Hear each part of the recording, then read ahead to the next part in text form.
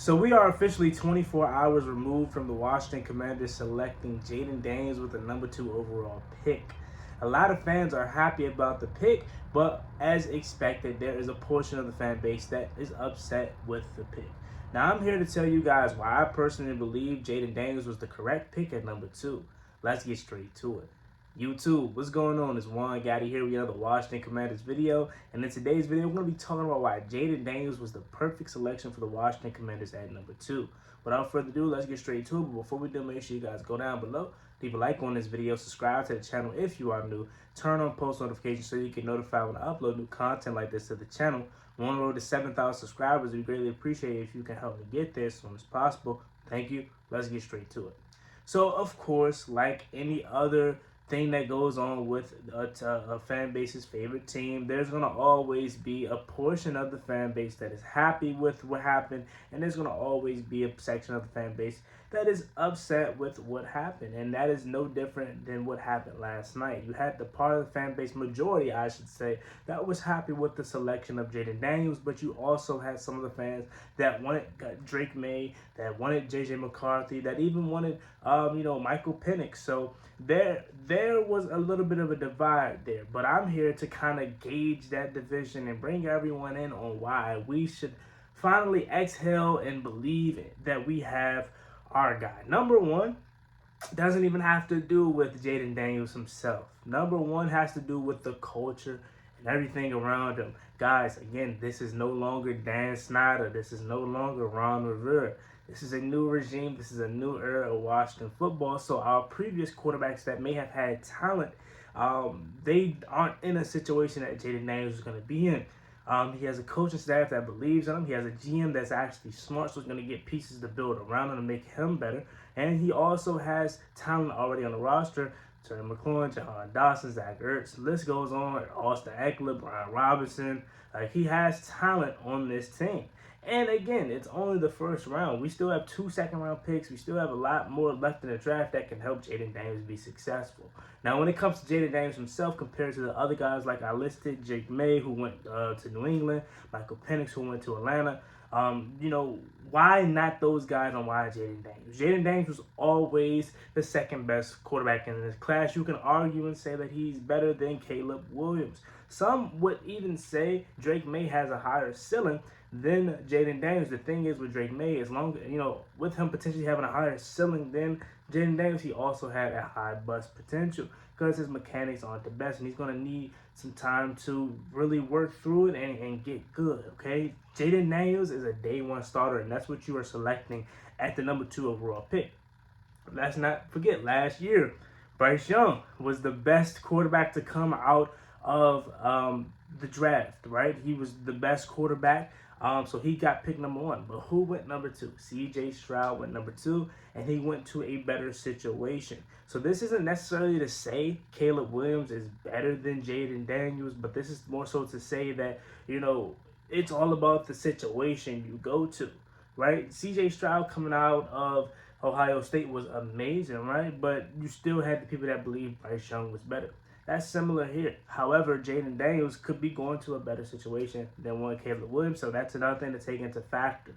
But again, with the Drake May thing and with Michael Penix and JJ McCarthy, look at those situations. Because again, Caleb Williams was never in question with us because we didn't have the number 1 pick. But with the other 3 guys that I mentioned, those are the ones that you could decipher from instead of Jaden Daniels. You look at those situations in New England.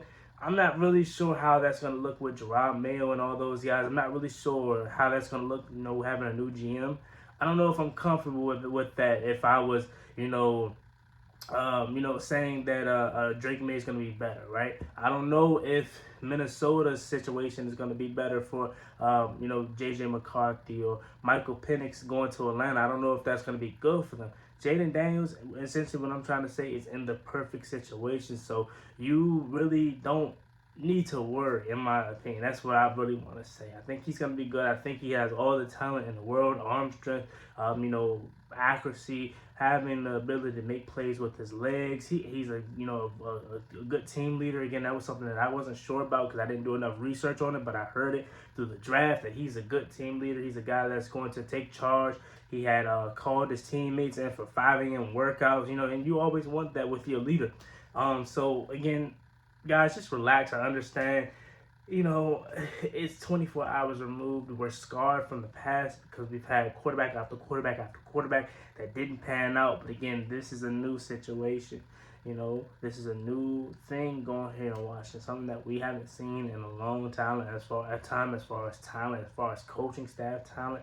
I mean, we got Cliff Kingsbury, Brian Johnson, Anthony Lynn. Like, we have a really good coaching staff, a lot of guys on that offensive side of the ball that's going to make sure he is okay. And Tavita Pritchard is still there too. So I think we're fine.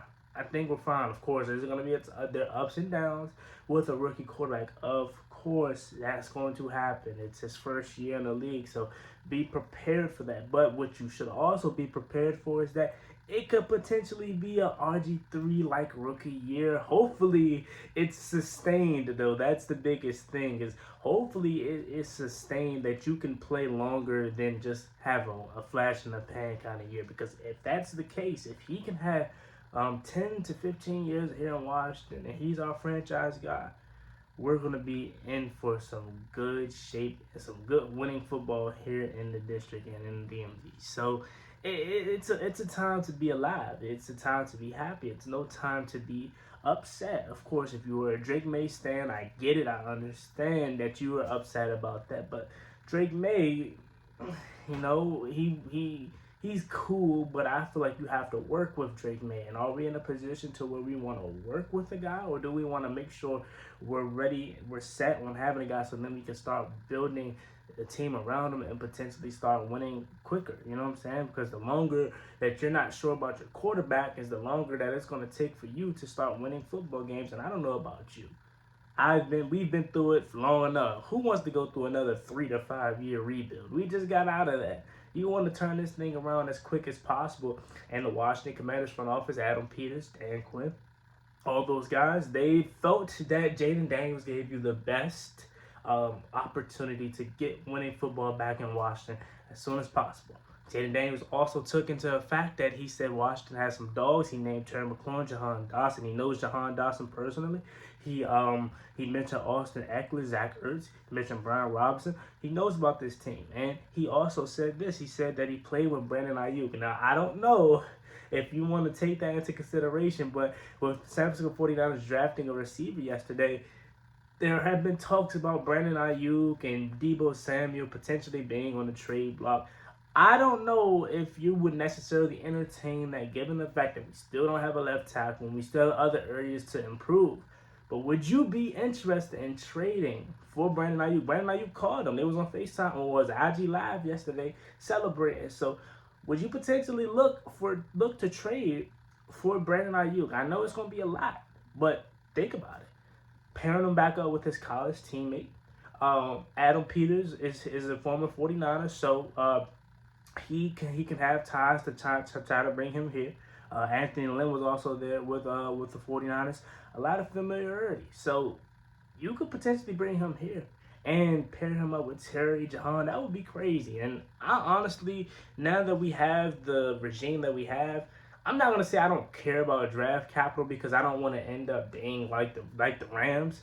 But I just want to say I'm willing to do whatever it takes to get a winning roster around our quarterback and around our team. We do have 2 second-round picks tonight, so we definitely could be in good shape with getting some guys that is going to help out our team, or we could probably dish them off alongside maybe some other draft picks to help with the Washington Commanders team in the future. And there goes our boy back there, as you see.